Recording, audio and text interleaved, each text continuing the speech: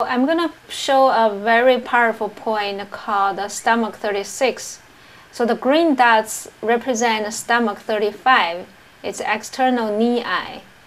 And below this green dots, 3 inches below or 4 finger breadth below this green dots, I put another green dots there, and that's the stomach 36. And so it's 4 finger below, and then 1 finger breadth from the highest point of the tibial. And so I'm pressing this point. This point is very important for digestive system problems, for muscle weakness, for weak immune function. We use that to treat like depression, diarrhea, or when people go through the chemotherapy, their immune function is weakened. So actually you can press that point. So first locate the upper point, and that's just lateral to the patellar ligament. And then I'm going to show you the other point called gallbladder 34. I'm pointing to this head of the head of a fibula. So, and this points below the head of the fibula, and this is a very important point for gallbladder. So if people have right side abdominal pain related with the gallbladder problems, that are pink dots, you can press that, and that can relieve the pain from the gallbladder inflammation or liver problems, and it's a smooth liver qi. So you see this pink dots, and there's 3 points very important for the digestive system function, and also for the joint pain. Now we're going to show some points on the medial side of the lower leg.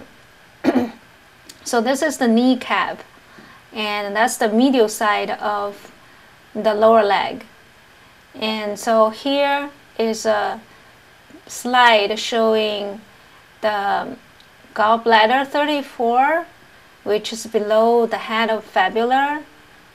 And so I'm pointing to that gallbladder 34, and that's the pink dots there. Now we're gonna find the other digestive point. So this is the tibial bone, the highest point of tibial bone. So and then this is the medial side of tibial bone. So you draw this line, go all the way along the medial side of the tibial bone, and then you see this angle here. This is the medial condyle of tibia.